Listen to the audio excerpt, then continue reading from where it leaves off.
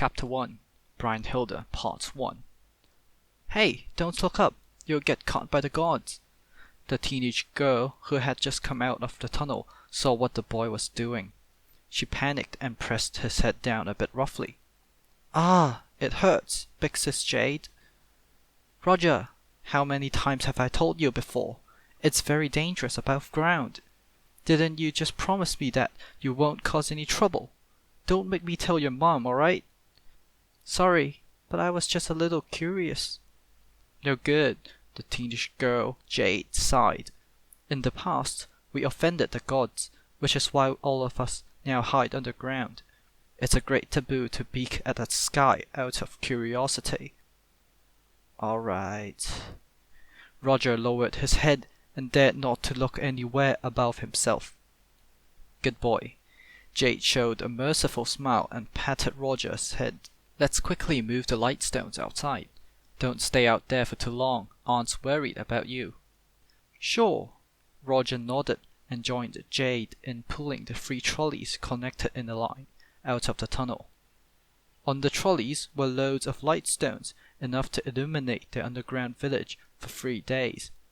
However, these stones had long since expended their energy and lacked their usual dazzling brilliance.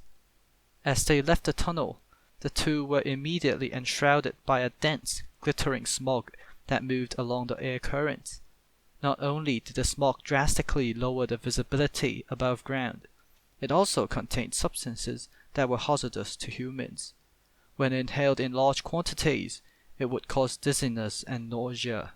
To avoid the gods from locating them, residents of underground villages were usually forbidden from leaving.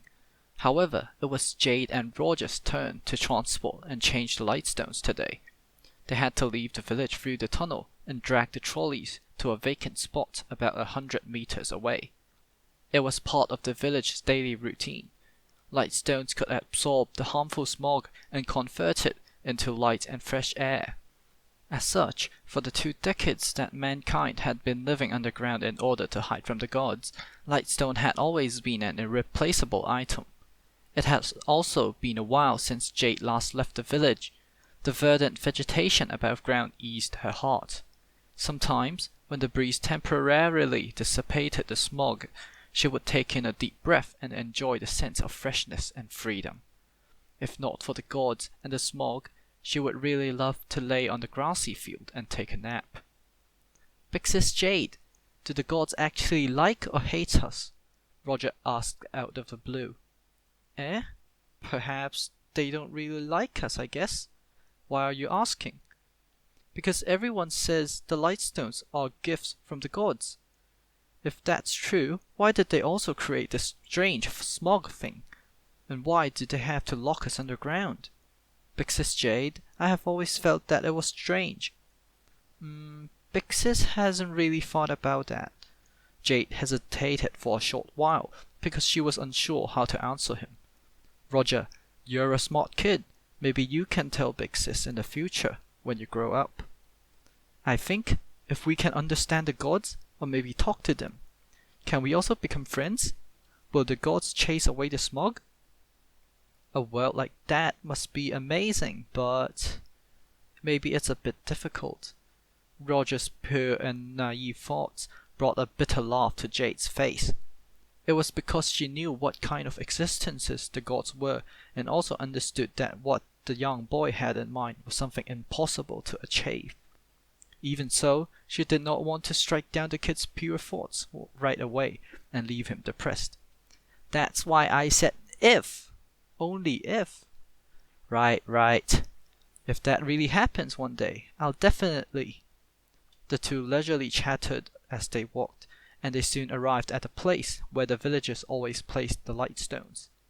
Roger's seemingly childish thoughts had an impact on Jade. It made her think, if the gods were really willing to communicate with them, what would she say? She gave it some thought and came to the conclusion that she would probably outright yell at them for all the trouble they had caused. In the end, this was just something she thought on a whim.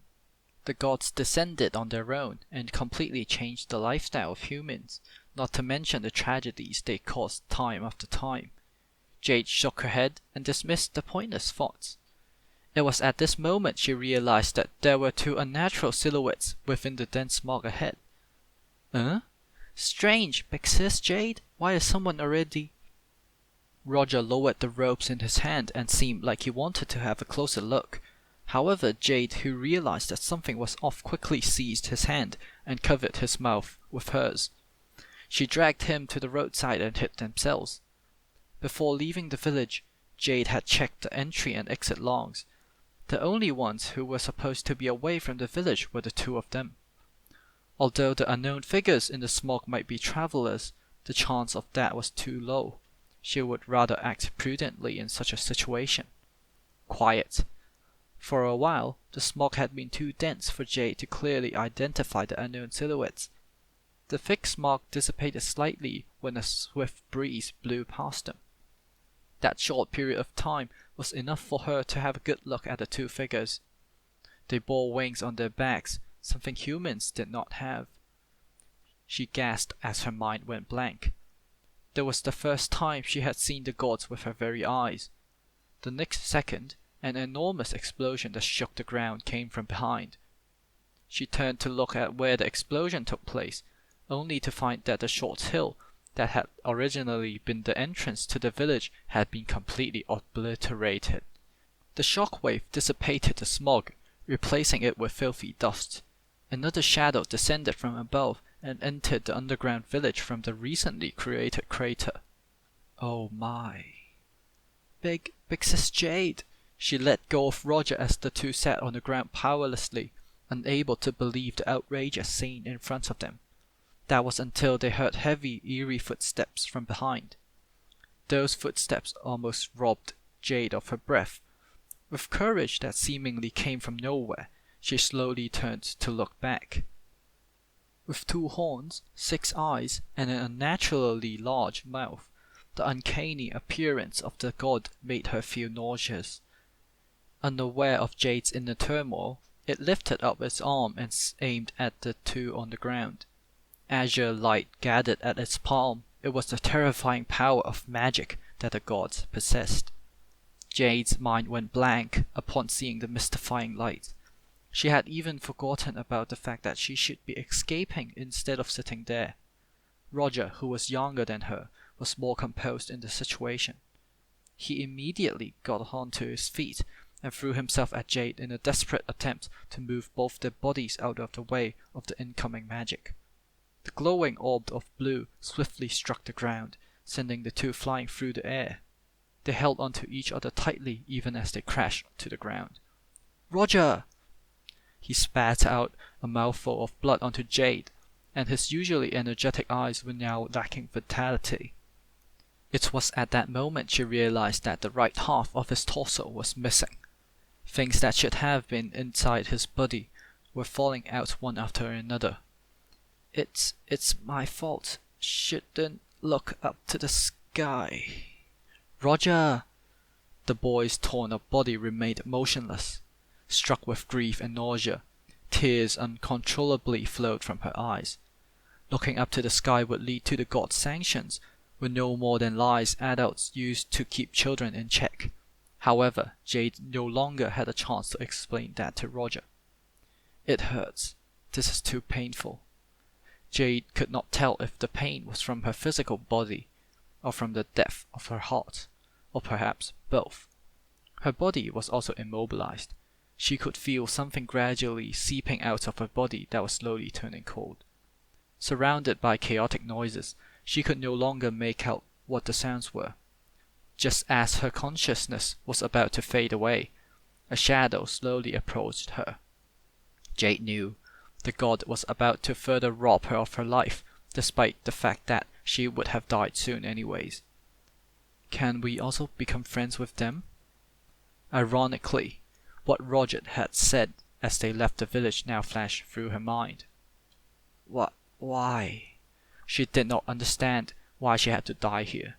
She did not understand why the gods had to kill humans. At that moment, Jade recalled a memory from a few years ago, when a traveler visited their village. The person spoke of a sword that has the mysterious power to slay gods. The sword, what was its name? Jade's vision finally turned dark. She knew she was on her way to the other side. The only thing she could ask for now was for Roger to walk a bit slower so she could catch up with him.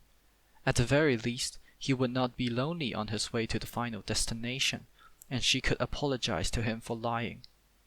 Just before her consciousness and ego dissipated completely, her barely functioning ears heard someone talking to her.